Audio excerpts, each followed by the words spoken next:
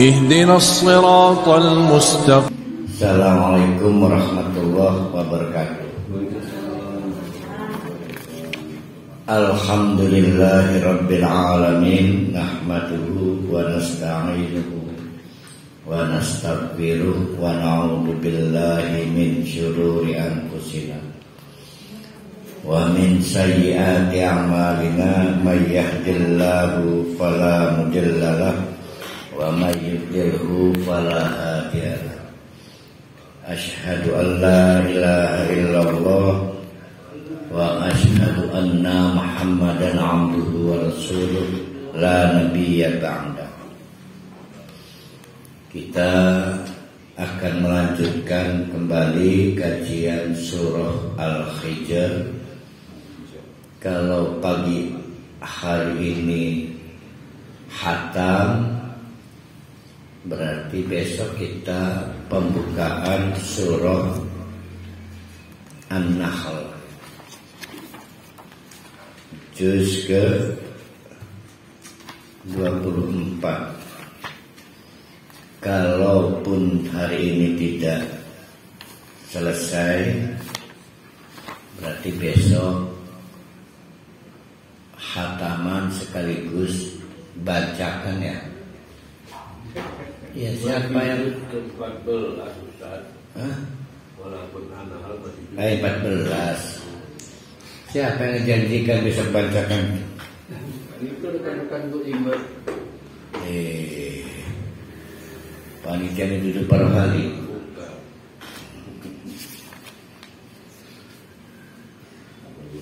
Saya antarkan dulu karena ini paragraf penutup.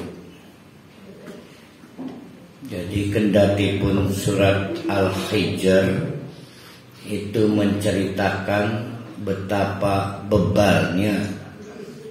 Bebal itu bukan badung apa ya. Sudah ada contoh tapi tidak mengubah pikirannya.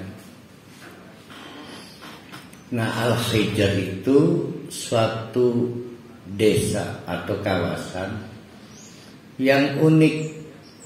Kalau ditarik satu garis perjalanan, maka berderet-deret saling sambung menyambung dengan daerah-daerah lain di kawasan Syam, di mana nabi-nabi yang tidak jauh jarak periodenya dan tidak jauh jarak lokasinya telah menerima azab kaumnya.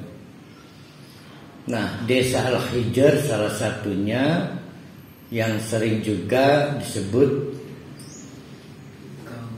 tempat kerjanya Nabi Soleh kan ya. Dari situ satu lajur, jadi nggak bercabang jalannya, satu jalur ketemu kaum Nabi Lut atau negeri Sodom.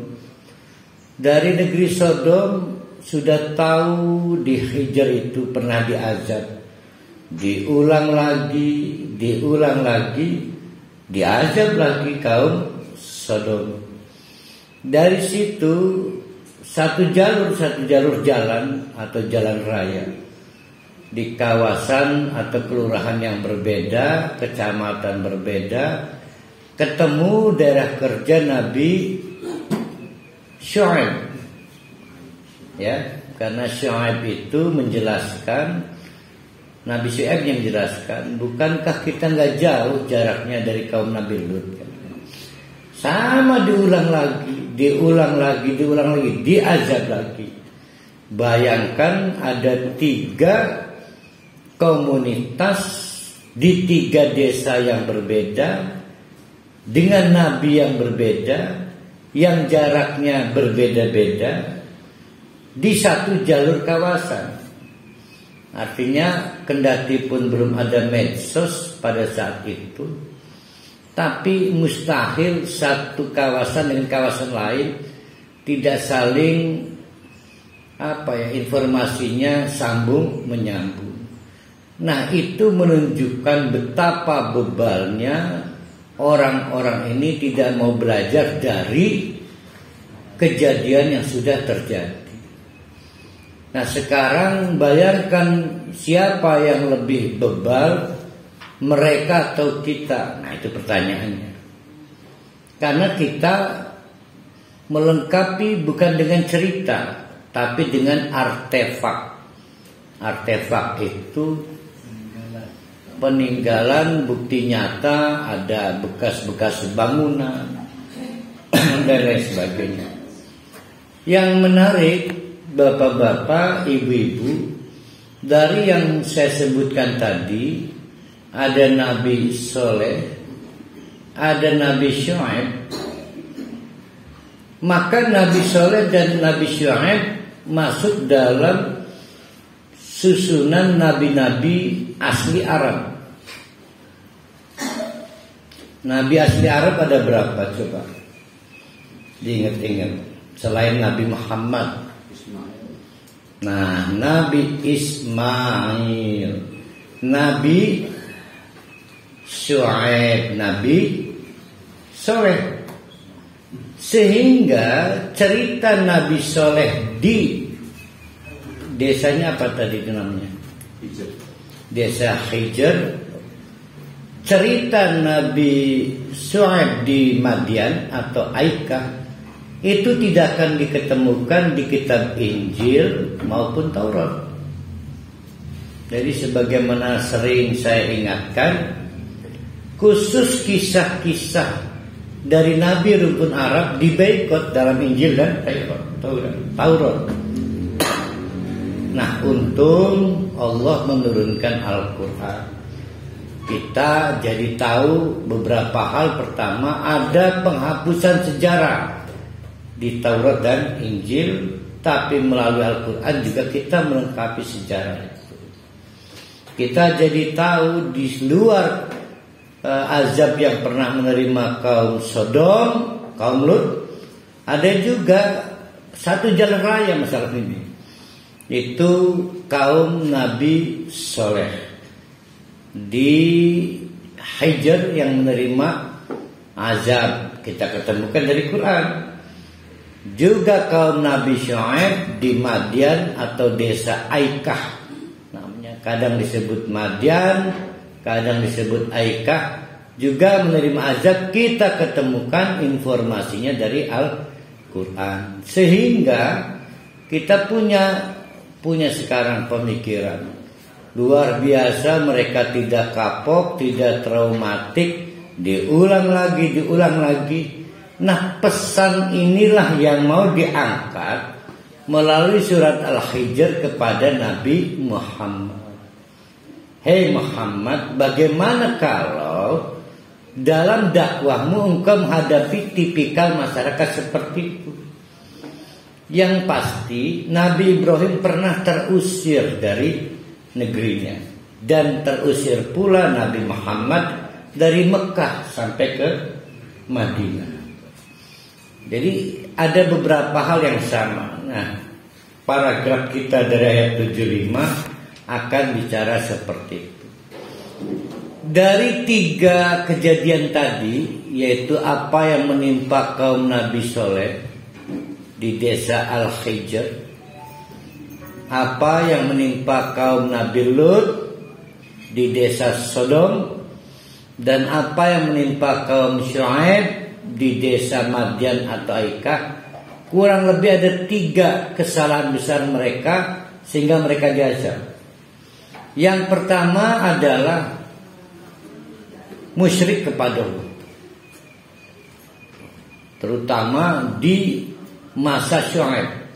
Paling fatal, sehingga nama desanya juga terkenal. Selain Madian namanya desa Aikah, karena Aikah itu sebuah pohon besar, legend, dan kedudukannya melebihi Tuhan. Legend.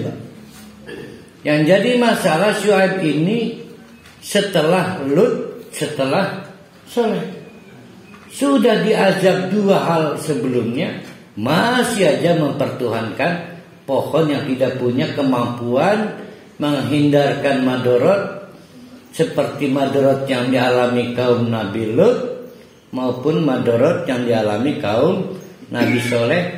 Udah begitu nggak bikin manfaat lagi pohon itu, tapi disembah. Nah itu puncak kejahatan. Kejahatan kedua adalah penganiayaan berat. Di zaman Syuaib, penganiayaan berat itu berupa penjajahan ekonomi, mengurangi takaran, mempermainkan harga. Kan kisah Nabi Syuaib bicara soal pengurangan takaran. Jadi kejahatan ekonomi. Sedangkan di zaman Nabi Lut kejahatan kemanusiaan.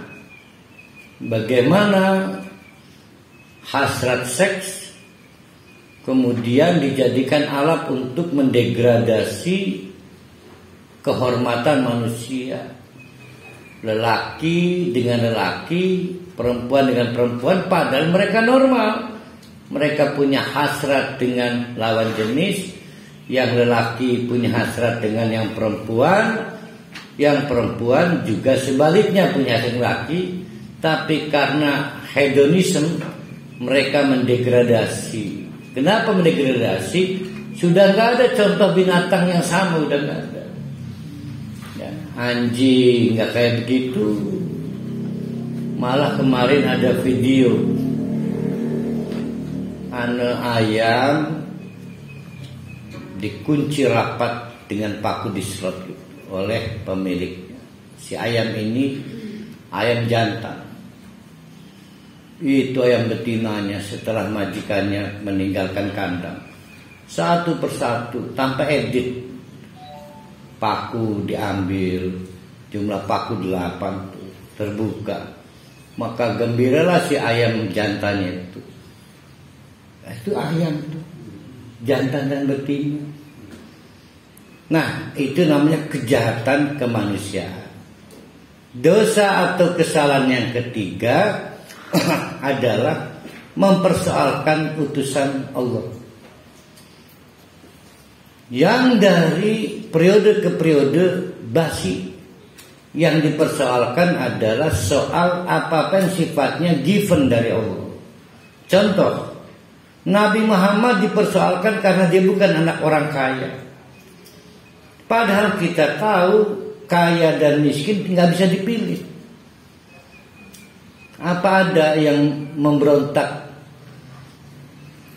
mengikuti prosesi persalinan karena bocor identitas orang tuanya bukan orang kaya? Kan enggak. Jadi janin tidak bisa memilih dia lahir sebagai anak orang kaya atau orang miskin, lelaki atau perempuan, cakep tidak cakep, cantik tidak cantik. Hanya iblis yang mempersoalkan itu. Iblis mempersoalkan kenapa Adam yang cuma dari lempung diberi tugas istimewa khalifah. Saya dari api, nggak bisa milih semua makhluk Allah itu. Sama dengan mempersoalkan kenabian, kenapa Allah mengutus nabi? Bukan anak orang kaya, bukan tokoh, bukan dari kalangan yang punya status sosial. Itu namanya mempersoalkan hal-hal yang tidak masuk akal. Sudah begitu mempersoalkan lagi tentang kitab suci, sehingga mereka melakukan moderasi. Minta maaf, tanda petik moderasi, karena ada Bu Dr. Hunaina. Kebijakan mereka untuk kompromi menerima kitab suci dari Taurat, Injil sampai Al-Quran gak berubah, yaitu like and dislike. Nah itu yang akan direkam di sini. Sempat Nabi itu goyang cara berpikirnya, sebagaimana kita lihat di Abasa atau tapi sebagaimana kita lihat di awal surat Al-Hijr, darhum, cuekin mereka, akan diulang lagi di sini. Kapan dakwah itu harus ngotot dan kapan dakwah itu harus kompromi. Nah, surat Al-Hijr akan mengantarkan Nabi Muhammad juga kita semua tahu kapan politik identitas ditegakkan dan kapan kita kompromi. Jadi bukan barang baru, ya, bukan barang baru. Nah itu penting ya. Nanti kita akan lihat di ayat 75 dan seterusnya. Mari kita mulai Kajian kita pagi hari ini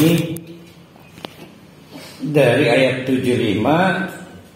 Ini setelah kaum Nabi Lut di negeri Sodom dibantai dengan cara dibalik, yang bagian atas menjadi bawah, bawah menjadi atas. Maka Allah menjelaskan inna. Kalau saya rubah jadi anna, ini menjadi problem. Maka berarti sesuatu yang sifatnya objek.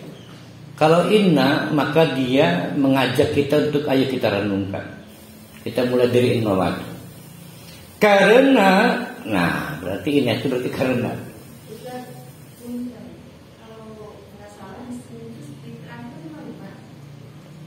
Lima.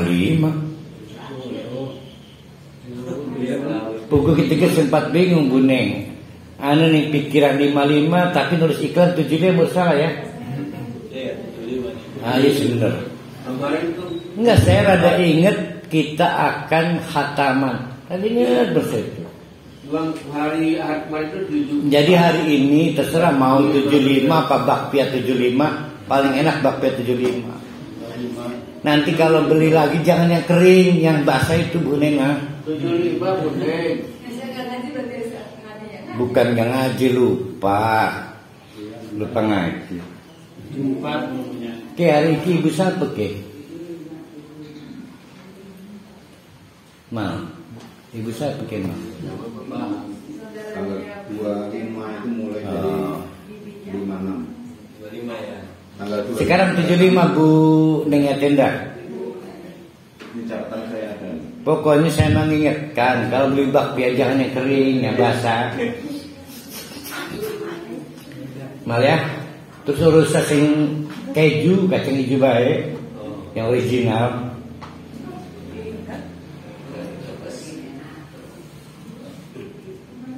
Ih, gara-gara Bu Neng hilang paling gimana ini? 75 udah. Oh iya, oke.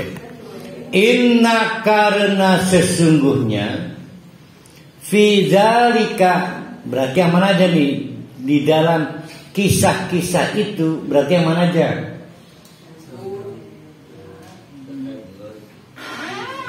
Nah, berarti sejak kisah kaum Nabi Soleh di Hijr, kaum Nabi Lut di Madian, di Sodom, dan kaum Nabi Syuaib di Madian atau desa Aikah.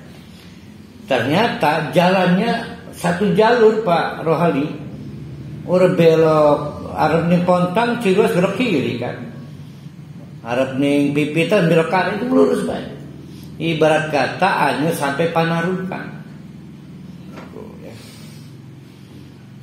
Itulah ayatin menjadi bukti nyata, baik bukti sunnatullah berupa azab maupun bukti sunnatullah berupa penghargaan dari Allah. Untuk siapa? Untuk lil mutawassimin, untuk orang-orang yang suka memilah-milah Al-Quran ayat. Ada yang dipilah, ini mah bisa saya terima. Ada yang dipilah, ini mah nggak bisa.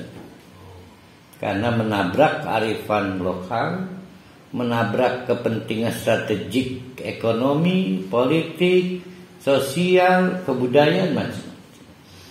Jadi selalu saja kalau ada kebijakan memilah dan memilih, itu berarti ayat suci itu second opinion. Selalu. Nah, ini yang dipersoalkan oleh Allah. Mereka disebut al-mutawassimun. Mutawassimun. Wa innaha, dan kisah-kisah itu ya. Wa innaha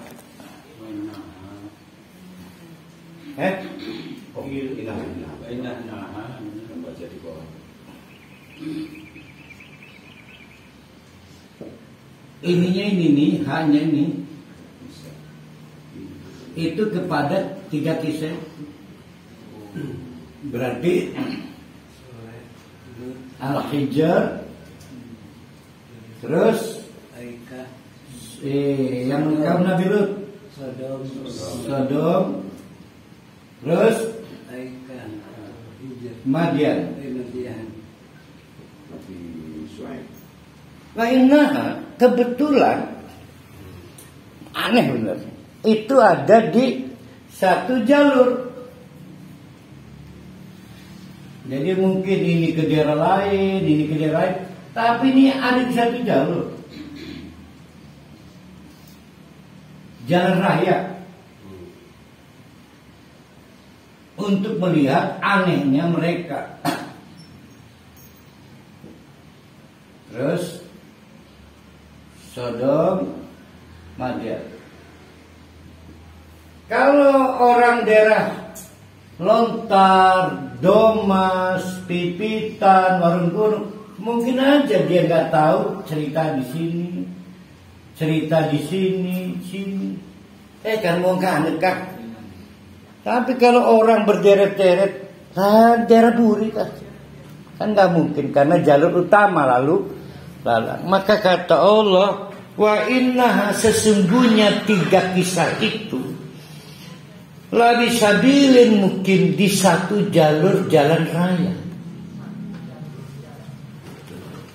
La bisabilin mukimin, di satu jalur mukimin, kalau ditegakkan satu bentangan.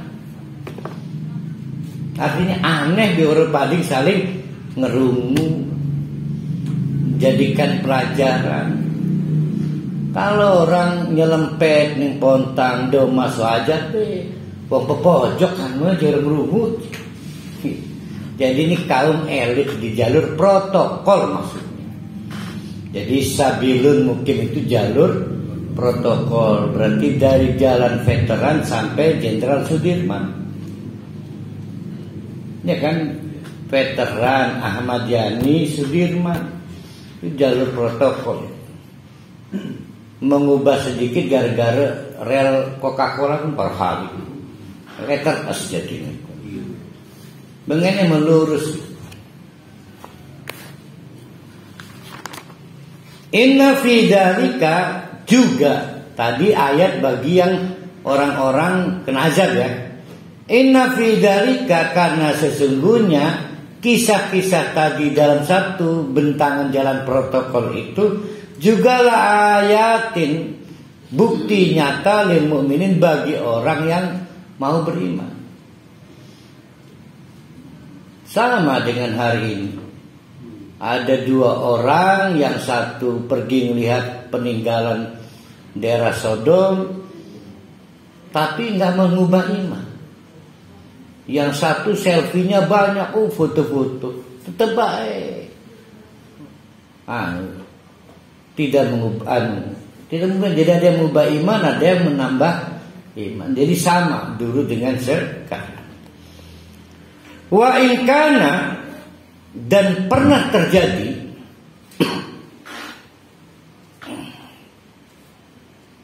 ashabul aikati, yang namanya penduduk Aikah, berarti kaum Nabi Syuaib itu la dolimin, sangat dolim. Padahal dia dalam rangkaian jalan protokol bagian periode keberapa itu? Periode terakhir. Sudah dianugerahi Allah peringatan yang terjadi lebih dulu secara periode dan lebih dulu secara geografis, yaitu apa yang terjadi pada kaum Nabi Lut dan apa yang terjadi pada kaum Nabi Soleh. Piraku masih diulang mani kelan kaum Nabi Syuaib itu maksudnya. Apa aja rong Pontang sebut perhalian.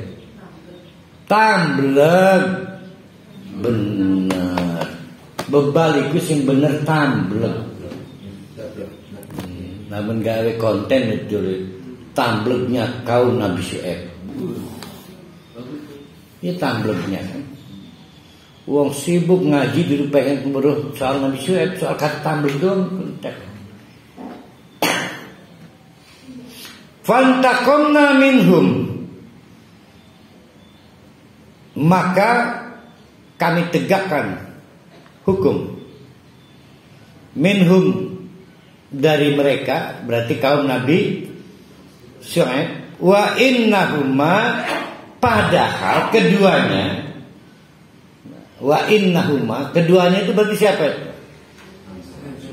Nabi Syuaib dengan Nabi Lut yang terdekat Lut. Sodom itu labi imamim mubin, di satu jalan protokol. Diulang lagi itu.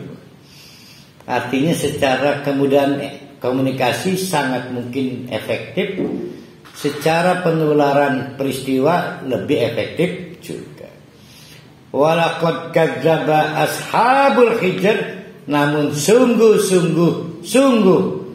penduduk Hijr itu juga mendustakan al-mursalin, utusan-utusan Allah. Jadi tiga-tiganya lah kesing benar. Wa atainahum ayatina, kepada mereka itu telah kami turunkan, fakanu anha muridin, tapi kami turunkan ayat-ayat kami. Ayatnya apa aja? Azab, kisah nyata kan, bukti nyata kan. Tapi fakanu, mereka semua itu toh anha, terhadap bukti nyata azab yang sudah terjadi itu muridin, nganggep angin lalu saja, diabaikan. Udah di apa bahasa pontan itu para hari, udah direken itu goblis membahas kau hujan. Ya karena tamblek maka tidak ngereken. Jadi apa kan? Kenapa orang tamblek?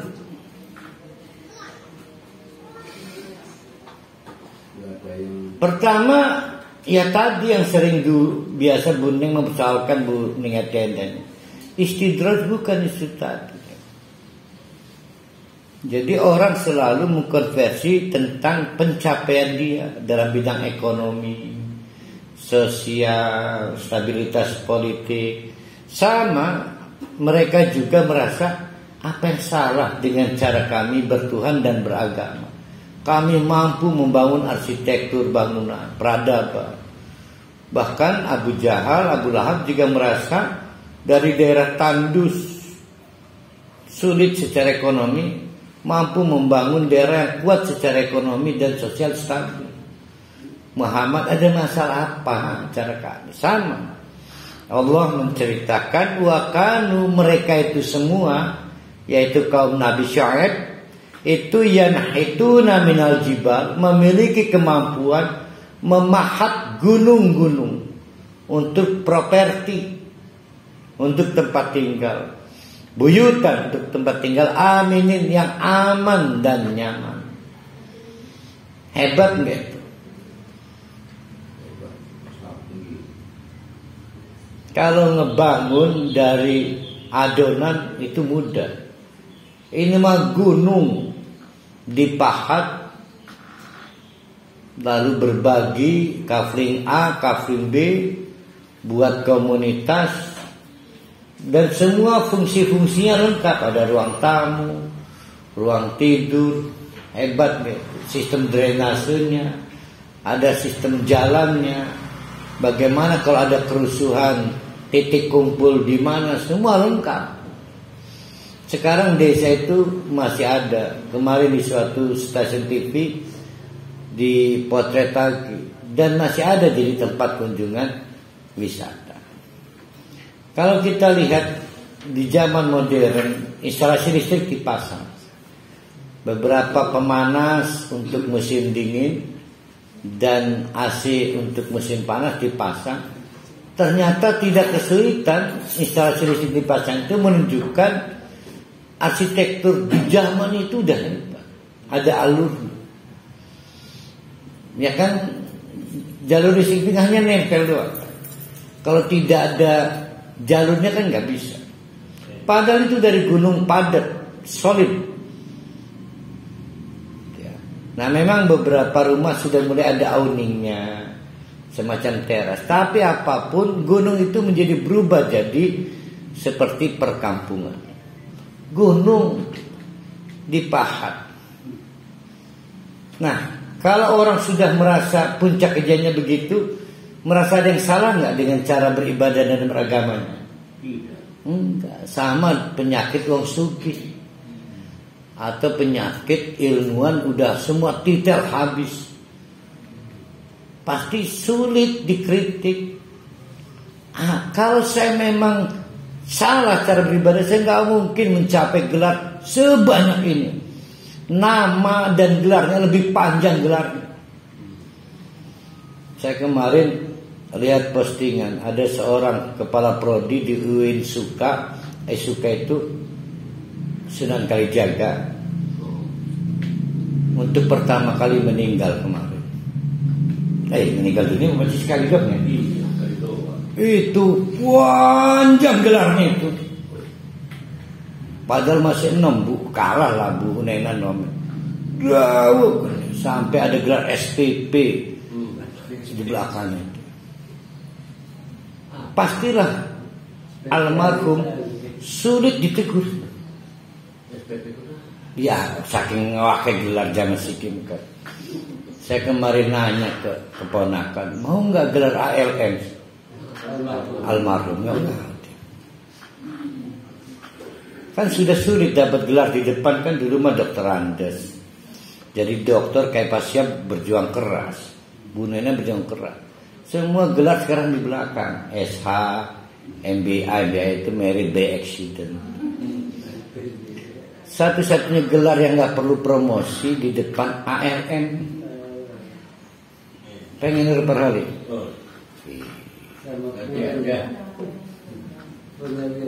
Itu Merta itu. Nah, orang-orang dengan puncak atau best practice pasti memilih status quo. Guati selalu argumentasinya, Allah mah maha tahu bocah. Lamun bapak nirikin salah pasti kena aja. Itu masih mending banyak gelar. Jika ada gelar kayak kampung. Nah, itu problem. Ini mah yang dihadapi Nabi didegat-degat. Apa yang salah dengan cara saya beribadah, bertuhan? Saya jadi kaya lewat perdagangan saya. Saya memiliki banyak penghargaan melalui kerja keras saya. Itu sulit Pak. Sulit. Nah, sama yang diceritakan, ada suatu episode kaum mencapai puncak peradabannya, ditandai ketika daerah lain membangun secara biasa, lazim, gawe tembok, adonan. Ini mah gunung dipahat. Teknologinya berapa itu yang dilibatkan? Maka sulit untuk ditegur. Ayat-ayat yang pernah menimpa kaum Nabi sebelumnya di desa yang gak jauh jaraknya gak akan ngubah. Pasti itu mah ada masalah itu mah di desa itu, yaitu desa Sodom maupun desa. Padahal kaum Nabi Syuaib ini kaum yang mempraktekkan ekonomi riba dan kejahatan ekonomi yang luar biasa. Kapitalis itu boleh mempermainkan harga, bahkan volume, kualitas barang. Pada saat itu, nah Nabi Syuaib hadir meminta untuk ditegakkan keadilan, penuhi takaran, dan jangan coba-coba merasa dilindungi oleh suatu pohon, namanya pohon Aikah itu. Sehingga desa itu lebih terkenal daripada Madian menjadi desa Aikah. Pohon itu.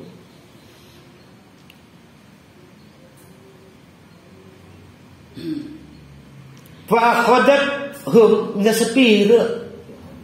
Walaupun sekuat setangguh itu oleh kami, fa'akhadat humusai hatu, cuma dengan suatu suara mereka habis. Musbihin, cukup di pagi hari. Tidak sepanjang hari, tidak berbulan-bulan, tidak bertahun-tahun. Ya, cuma di pagi hari. Nah, kita cari tahu pagi hari itu durasinya berapa jam, menit. Anggaplah sejam. Cuma sejam meruntuhkan kesombongan peradaban itu. Ya, Cuma satu ujar. Fama agna anhum makan yaksibun. Orang sepiro lebih senulung yang dicapainya. Itu kalau pakai bahasa Pontang. Fama agna anjur sepirku. Dia orang begitu. Fama agna tidak cukup makan yaksibun yang pernah mereka capai. Kejayaan yang mereka miliki tidak bisa menolong, memprotek njur sepire orang itu ya. Berarti makan yaksibun pada ayat 84 itu mengkonfirmasi kenapa mereka menolak ayat. Karena mereka punya prestasi. Jadi yang dipersoalkan adalah hasil kasbiannya.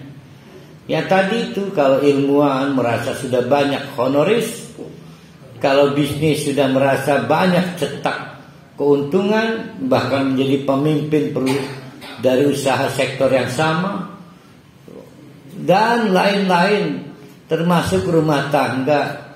Kami gak pernah cekcok. Anaknya mengkritik, ayah coba sih sodako, gak usah ngajarin orang tua. Begini aja kami gak pernah cekcok. Sulit ya, selalu saja orang itu sulit ditegur ketika merasa gak ada masalah capaian dunianya. Namanya best practice. Wa ma khalaqna sama. Nah sekarang kita masuk ke parameter nilainya, paragraf nilai. Nah dari premis yang tadi maka Allah mengingatkan. Oke, mari kita nalar ulang, kita deskripsikan. Wa ma khalaqna samawati wal arda wa ma bainahuma illa bil haq. Yang pasti kata Allah, pada fakta penciptaan langit dan bumi dan apapun yang ada di antara dua penciptaan itu, berarti makhluk hidup itu, maka tidak diciptakan oleh Allah dengan cara yang tidak benar. Semua diciptakan dengan benar, termasuk dengan tujuan yang benar-benar. Orang sekesedih. Nah itu kemudian menyeret pada konsekuensi logis, yaitu kalau ada yang tidak benar sepanjang di dunia. Contoh, tujuan Allah menciptakan laki dan perempuan untuk saling bekerja sama secara lawan jenis. Ini bekerja sama secara sejenis. Tujuan Allah menciptakan perbedaan rezeki agar ada timbul bisnis, bukan untuk saling menekan tapi ta'awun. Terus, nah itu nggak dicapai, maka Allah tetap tidak akan mengurangi tujuan-tujuan itu. Contoh, Allah menciptakan ini Allah. Ini ada bentangan dunia, ada langit, ada bumi. Allah pengen tujuan A tercapai, Allah pengen tujuan B tercapai, keadilan, hilangnya musyrik, nggak tercapai. Tujuannya nggak akan dikurangi, tetap berlanjut. Karena ini habis dunianya, maka berlanjut di akhirat. Jadi orang-orang yang hari ini belum dapat keadilan, jangan khawatir, keadilan gak akan dikurangi. Maka berangkat ke akhirat, karena di sana keadilan itu ditegakkan. Kalau begitu, kiamat itu dalam rangka apa? Menghukum atau membuktikan tujuan Allah. Tuh. Jadi memenuhi hak kita juga. Nggak ada kiamat itu, kemarahan Allah nggak ada. Mungkin Tuhan mulai bosan ngelatih, nggak ada. Pernah suatu saat Mario Teguh membuat semacam kaidah. Jangan pernah coba kamu kurangi cita-cita kamu, naikkan level kamu.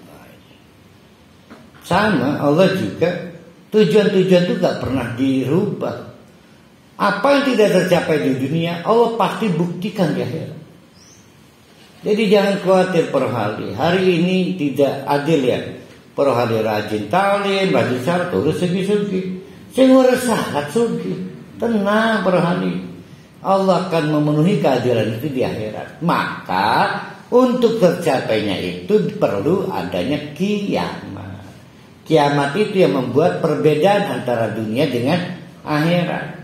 Dari mana itu semua terjadi? Karena Allah membuat langit dan bumi dan seluruh makhluknya bil haq. Jadi gagasan awalnya adalah al-haq. Tidak boleh jatuh, tidak boleh berkurang. Harus berlanjut sampai akhirat sekalipun. Nah itu teorinya ya. Kita ulang. Wa ma khalaqna samawati wal arda wa ma bainahuma illa bil haq. Fakta Allah menciptakan langit, Allah menciptakan bumi, Allah menciptakan seluruh makhluk di antara langit dan bumi itu bil haq, dengan hak dan tidak boleh berkurang, tidak boleh berhenti. Maka wa inna sa'ata la'atiyatun, kiamat pasti terjadi untuk mengawal al-haq itu. Berarti ada kemungkinan di dunia tidak terpenuhi al-haq itu. Quran dibagi-bagi, Nabi dibagi-bagi. Ini mah dulu zaman Nabi, sekarang mah zaman Abuya. Terus timbul bid'ah dan sebagainya, itu begitu konsep.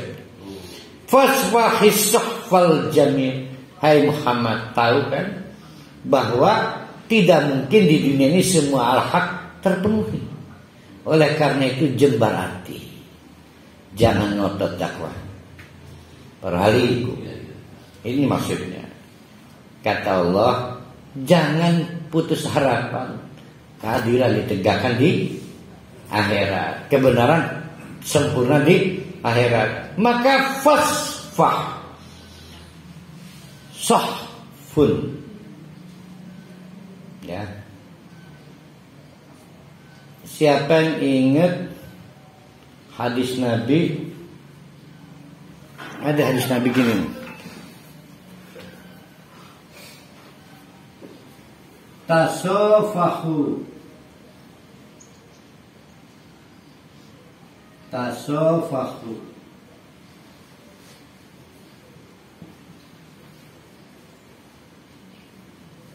yadhabil ghilla an qulubikum. Nah ini kemarin bahasa gila ya. Kapan dan siapa yang dapat penghapusan gila? Yaitu orang yang pada waktu di dunia ini memohon pada Allah. Kan dia kejadian di akhirat kan. Tasofahu, saling suhublah. Sama dengan suhufu Ibrahim. Sohfatun, kertas lembar. Karena belum ditulis, maka dia nggak punya kata majemuknya. Tapi kalau saya bilang suhufu Ibrahim, kertas sing wis anu oret-oretan Nabi Ibrahim, berarti masih poros enggak? Tidak poros. Tapi kalau saya sebut asuhfu, ya kertas poros. Coba para hali terawang yang lampu, sekilas enggak ada tulisan. Begitu diterawang ada guratan, padahal udah dihapus. Nah itu belum disebut sahfut. Jadi kalau kita menulis pakai potlot atau pensil, kalau kita anggap salah kan dibusak. Terlihat nggak kesalahannya? Nggak terlihat. Tapi kalau diterawang guratannya masih ada. Betapa seringnya kita memaafkan, tapi sebetulnya belum melupakan. Nah memaafkan dan tidak melupakan lagi itu disebut dengan sahfun. Nama lainnya afun, tapi derajatnya sahfun lebih tinggi. Kata Nabi, tasofahu, saling berjabat tanganlah kalian. Nah berjabat tangan itu tasof.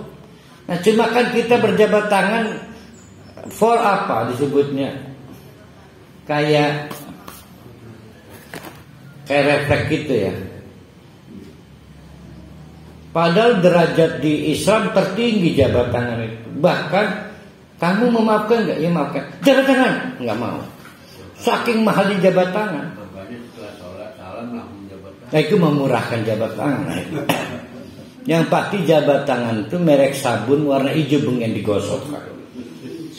Sabun jabat tangan. Zaman kita pesantren itu sabun itu.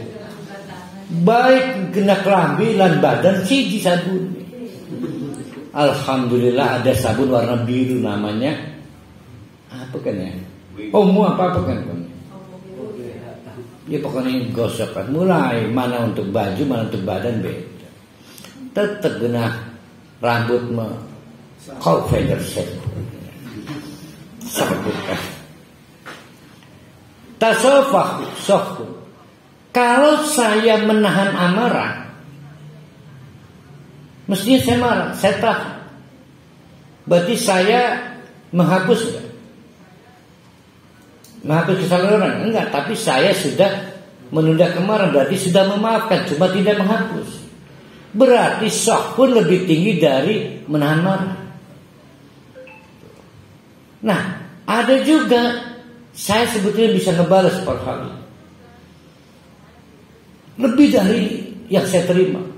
Tapi saya membatasi memukul atau membalas sesuai dengan apa yang saya terima. Itu sudah memaafkan juga. Jadi memaafkan itu 3 tahapan.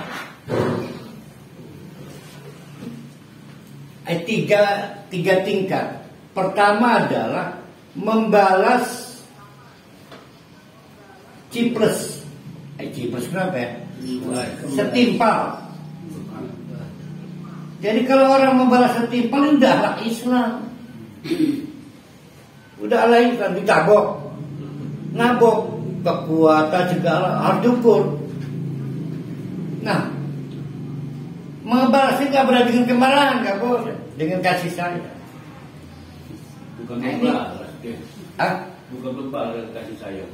Kan membalas dengan rasa memaafkan. Jadi memaafkan itu bisa 3 pilihan. Saya nggak bisa, saya harus membalas. Oke, kamu membalas karena kami memaafkan kan? Tapi dengan setimpal. Ada yang kedua lebih hebat lagi. Saya bisa membalas ke kamu, tapi saya menahan marah saya. Namanya menahan marah. Sudah terhapus belum kesalahannya? Belum. Tapi saya menghilang. Berarti apa yang dihilangkan? Apa? Yaitu hak membalas. Ini kan dihilangkan nih. Udah berkorban dia. Ini juga memaafkan. Nah, yang ketiga, menghapus kesalahan. Inilah yang dimaksud dengan kadang disebut afun, kadang disebut sohun.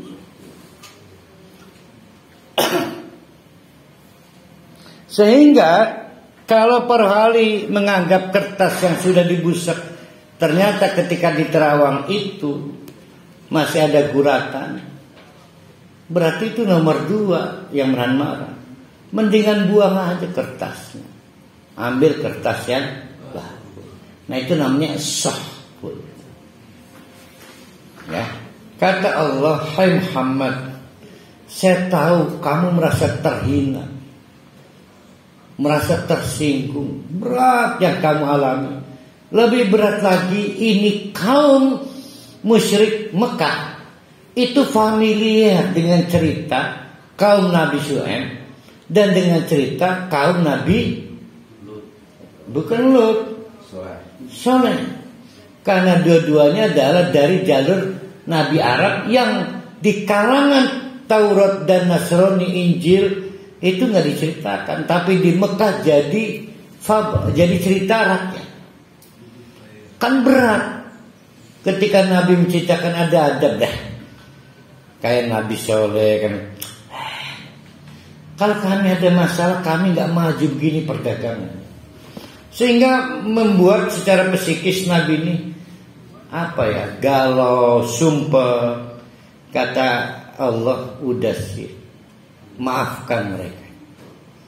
Kenapa harus memaafkan? Karena penunaian keadilan nanti setelah kiamat. Tapi ini Nabi, bukan para halim. Para halim memilih aja yang level 2, level satunya. Emang boleh milih Ustaz?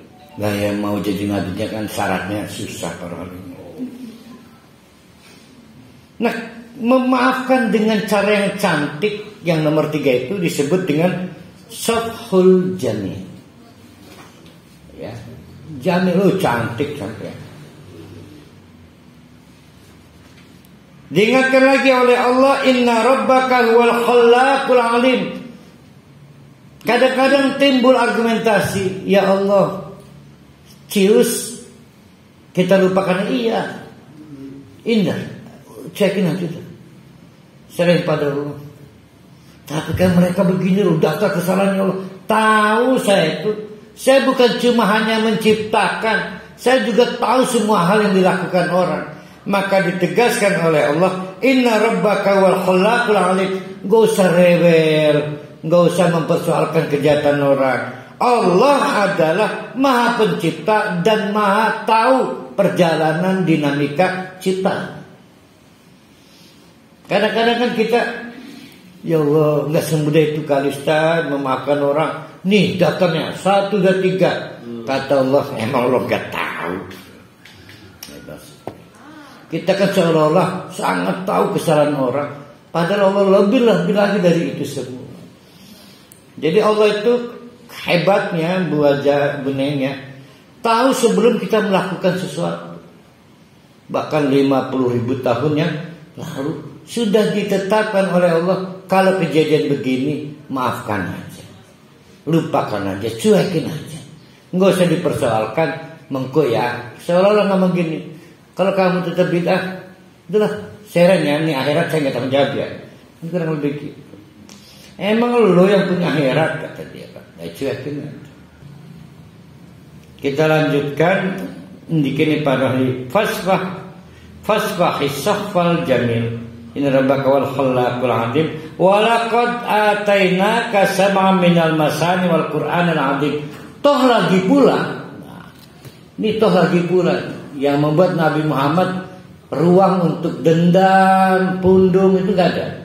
Tahu lagi pula, hai Muhammad, telah kuanugerahkan kepadamu 2 hal sekaligus. 1, surat Al-Fatihah. 2, Al-Quran. Kok bisa ya Al-Fatihah dikeluarkan dari Al-Quran? Ya, saking penghargaannya Allah pada Al-Fatihah. Kata Allah, walaqad dan sungguh-sungguh atainaka telah kami turunkan, telah kami berikan kepada Muhammad 7 ayat minal masani yang diulang-ulang. Apa itu 7 ayat yang diulang-ulang? Al-Fatihah plus wal Qur'anil azim, Al-Qur'an. Jadi inilah kemudian menjadi dasar lamun hati lagi dendam baca Al-Fatihah. Baca Al-Fatihah sampai kapan seakeh-akeh baca Al-Fatihah.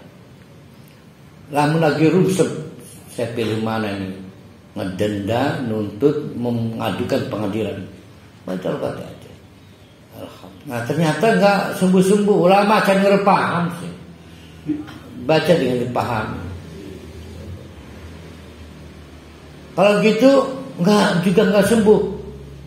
Ya lumayan lah, masuk ke baca Quran, pahami, cari ayat-ayat yang berkaitan dengan masalah yang dihadapi.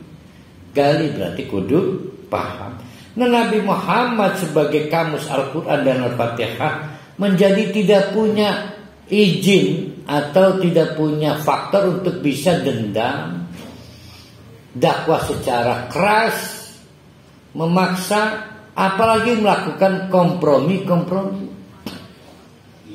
Kalau memang ada jamaah gak tidak turi, udah tinggal. Yang belum paham Fatihah dan Al-Quran seperti itu. Kalau ada sesuatu dari, misalnya begini loh, jamaah Islam pada datang, tak terkecuali para wali juga, saking istimewanya para wali. Padahal menyebut jamaah juga include Pak Rohali. Tapi karena para wali itu bintang, burung meraknya jamaah, maka si pemberi informasi ingin para wali disebut secara khusus. Jamaah Islam bila tidak datang tidak lupa tak terkecuali para ahli juga turut serta dalamnya. Apa gunanya itu? Ya, karena burung meraknya jamaah, ya di para ahli burung lah dunia. Tak terkecuali beserta dalam rombongan adalah ibu Romlah. Nah, penyebutan Bu Romlah tidak menunjukkan Bu Romlah bukan rombongan jamaah Islam. Saking istimewanya Bu Romlah, sebagaimana istimewanya Al-Fatihah disebut tersendiri, padahal Allah menyebut juga Al-Quran. La tamuddanna. Oleh karena itu, hai Muhammad, hati-hati, jangan membelalak. Apa yang dibelalakkan? Ainaika, dua mata. Jadi rupanya Nabi Muhammad juga boleh nggak silu pada kapital yang dimiliki orang? Boleh nggak? Silu. Boleh kan manusia. Terpengaruh. Yang sugih kan. Penting kan untuk dakwah, ini penting. Kalau saya bisa rekrut dia kan bisa untuk beli ambulan, bisa jadi 7 sapi kurbannya. Boleh. Yang tidak boleh itu tamadun. Wow, terbelalak, silu. Karena nggak boleh silu, kan punya Quran kita, kan punya Al-Fatihah. Orang yang punya Quran nggak mungkin silu pada orang yang kaya, orang yang berkuasa, orang yang berpengaruh, nggak mungkin. Karena dia punya Al-Quran. Itu maksudnya gitu. Oleh karena itu, hai Muhammad, la tamuddanna, tidak boleh membelalakkan ainaika ila matta'na bihi, pada membelalak pada apapun yang merupakan kesenangan jangka pendek. Karena kesenangan jangka panjang hanya apabila kita memiliki pusaka Al-Quran. Jadi di sini Al-Quran dibandingkan dengan kesenangan jangka pendek, walaupun azwajam minhum, berjenis-jenis. Nah, ini azwajam maksudnya banyak jenisnya. Kalau orang itu kaya karena punya banyak mobil doang, nggak kaya. Iki mobil wake empangnya wake rabi wake apa nih akeh, itu disebut azwajam min. Ada orang kaya maklum Ustaz, aranege rektor, praget rektor harus gimana ikut. Tapi kalau suge apa-apanya mati dari agrobisnis, masih ada farmasi, mati farmasi, masih ada perdagangan, gati suge baik. Nah itu namanya azwajam min. Para hal ini, alhamdulillah, kalaupun dianggap tidak kaya dari satu faktor, yang lainnya kan kaya, sehingga para ahli ganti miskin. Karena banyak faktor kayanya. Selagi masih orang kaya, saya terakhir miskinnya. Nah, bagus, buat menyenangkan hati bagus. Wala tahzan alaihim, oleh karena itu aja digawe sedih, hai Muhammad, soal mereka itu tidak mau bersyahadat, soal mereka tetap membuli, mengkriminalisasi. Nah ini yang menarik nih. Wah, fit janahaka, tapi namun dan sekaligus wah fit, kembangkan janahaka, sayap-sayap kasih sayang lil mu'minin, kepada orang-orang mukmin. Jangan dibenturkan jemaahnya, dikerunyani. Ini mah jemaah diadu dalam kompetisi antar madhab, antar perbedaan. Yang pelakunya Ustaz itu mah. Kan ini ya soal Nabi, berarti kan baru satu lambiani Ustaz Abuya yang itu.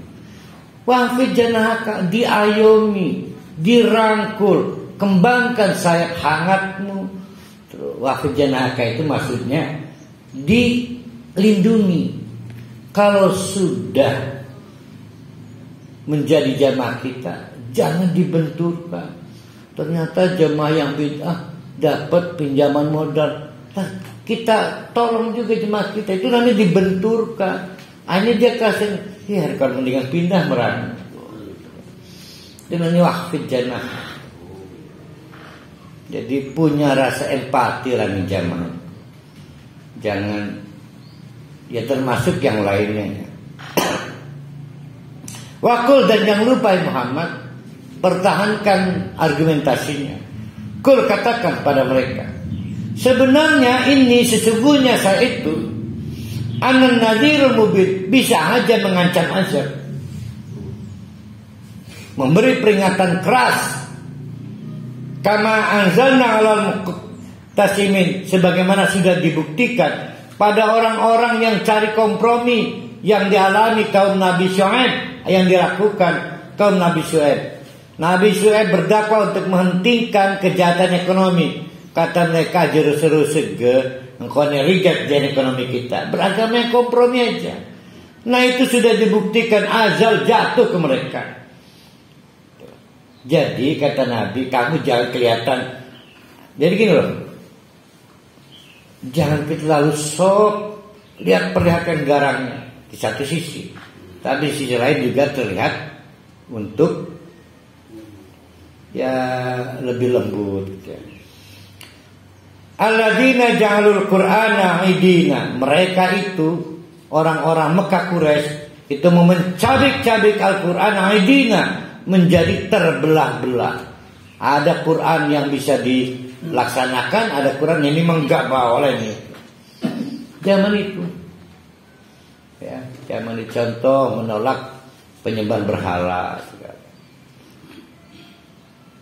Fa rabbika lanas'alannahum ajma'in, maka sampaikan pada mereka untuk melihat agar memberi respon. Kamu ini garang Muhammad, jangan maaf lemah. Sampaikan pada mereka bahwa wa rabbika, demi Tuhanmu ai Muhammad, lanas'alannahum, sungguh-sungguh kami, kata Allah, akan meminta pertanggungjawaban ajma'in, tanpa tersisa, siapapun pelaku yang telah membuat Al-Quran, ayat-ayat itu satu dipersoalkan, yang satu nggak dipersoalkan. Amma kanu ya'malun, itulah kelakuan mereka. Fasda, maka buktikan. Fasda, politik identitas. Nah ini politik identitasnya. Fasda, jangan apen-apen. Apa itu berarti itu?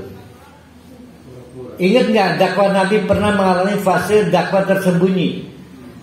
Ini fasda itu terang-terangan. Dakwah tersembunyi masih dibuka. Ini kan lagi di Mekah ini. Ini cerita Mekah. Fasda, terang-terangan, nggak usah apen-apen lagi. Bima tu'mar, apapun yang perintahkan sampaikan. Wa a'rid 'anil musyrikin, jangan coba-coba ambil kata sepakat dengan pelaku kemusyrikan. Inna kafainakal mustajiin, inna, sesungguhnya aku, kata Muhammad, kafainaka, cukuplah bersandar kepadamu ya Allah, al mustajiin, dari orang-orang yang menghina, mengolok-olok apapun yang diajarkan oleh Rasulullah maupun yang diperintahkan oleh Allah. Siapa mereka? Mereka adalah yang pernah dipimpin Nabi Lut, yang pernah dipimpin Nabi Soleh, yang pernah dipimpin Nabi Syuaib. Yang mereka lakukan adalah alladzina yaj'aluna ma'allah ilahan akhar. Mereka menjadikan selain Allah tagut justru sebagai Tuhan mereka. Fasawfa ya'lamun, tahu satu saat mereka apa yang mereka lakukan. Walaqad na'lamu, kami juga tahu hai Muhammad, annaka, sesungguhnya engkau itu yadiku sadruka, hatimu kesel, tertekan, rungsep, bima yakulun, dengan narasi-narasi orang-orang musyrik Mekah yang sudah melampaui batas itu. Tapi tenang dan worry. Bagaimana jalan keluarnya? Satu, fasabbih. Apa itu maksudnya? Subhanallah itu adalah deklarasi ilmu saya udah buntu. Ini urusan Allah. Jadi jangan sok tahu bagaimana menyelesaikan problem dakwah. Aku udah buntu. Jangan memkompromikan ajaran Islam. Oh, saya udah nggak bisa ini nyeramin, udah nggak bisa nasihatin. Saya nggak mau ngurangi ajaran saya. Subhanallah, saya cuma bisa tahu dari apa yang saya ketahui. Nah, jadi perbanyak subhanallah sambil mengakui ini sudah mentok ilmu saya. Itu maksudnya fasabbih. Kalau orang sudah bersubhanallah pasti nggak ada yang lebih tahu dari Allah. Berarti pujilah Allah. Fasabbih bihamdi rabbika. Subhanallah, subhanallah. Bisa anu wong koronnya gati diajak meninggalkan bid'ah ya. Saya cuma urusan Allah ilmu kita mentok. Makanya mereka yakin. Ya, artinya dengan cara begitu jangan ngotot. Udah tinggalin serahin pada Allah. Karena ilmu metodologi dakwah saya mentok. Wa kum minas sajin, udah akui kebesaran Allah. Kalau Allah mau mereka nurut ke kita, kalau tidak mau berbuat ya jadilah orang yang melawan kita. Udah sujud banyak sholat. Ini sudah wilayah Allah. Wa'bud rabbaka hatta ya'tiyakal yakin. Nah ini yang menarik Pak Habib. Wa'bud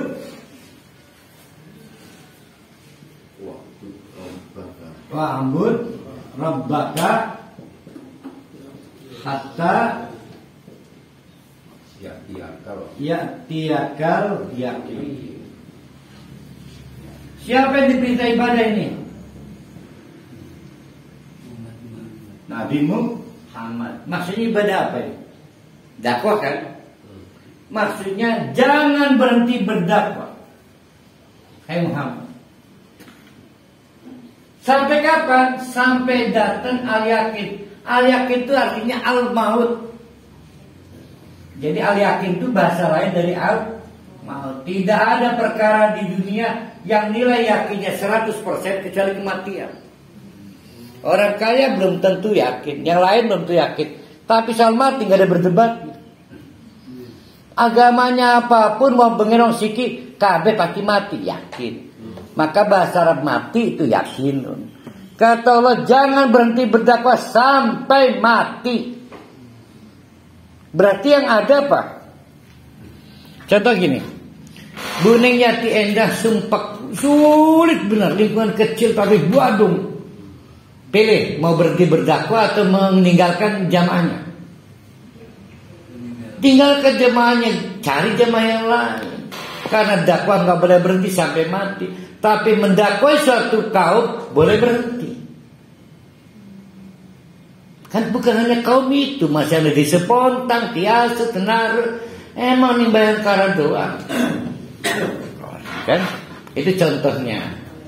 Nah, ayat penutup dari surat Al-Hijr adalah menjadi inti nilai. Surat Al-Hijr adalah never ending untuk dakwah. Tidak pernah ada matinya soal berdakwah. Maksudnya sampai mati itu yang dakwahnya apa siapa? Yang dakwah. Kegiatan dakwah itu tidak boleh berhenti oleh faktor apapun. Tapi yang boleh berhenti adalah mendakwai suatu orang.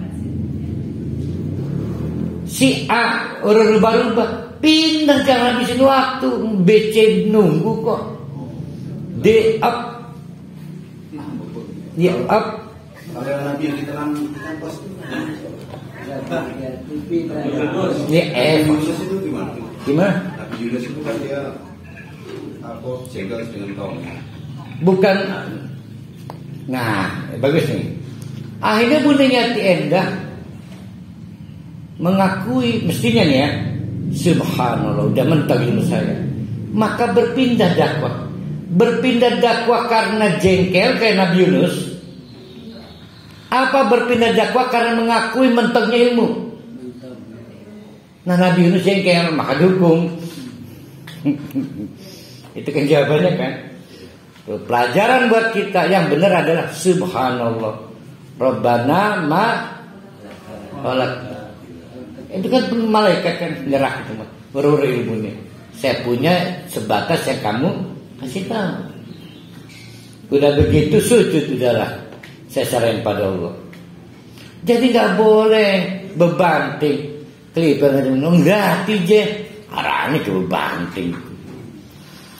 Dah alhamdulillah dengan izin Allah kita menyelesaikan surat Al-Hijr. Bagi saya surat Al-Hijr adalah surat yang sangat dekat dengan kita. Betapa kemudian traveling, ada biaya, ada ongkos, orang jadi tahu negeri-negeri yang kita cuma dengar dari Quran. Ada negeri yang pernah ditinggal Sodom dan banyak lain yang merupakan ajab. Dengan kekuasaan Allah dipertahankan itu semua. Tapi juga hari-hari ini tanpa perlu traveling sekalipun, dengan IT, Google, internet, kita udah bisa masuk laman-laman itu. Kita melihat ayat-ayat Allah. Yang mengerikan adalah ternyata kita nggak lebih baik dari kaum Nabi Syuaib. Mereka diberikan modal untuk sadar dari dua kaum sebelumnya. Kita nggak lebih baik dari yang Grace kaum Nabi Sodom, nggak jauh dari jaraknya dari kaum Hijr.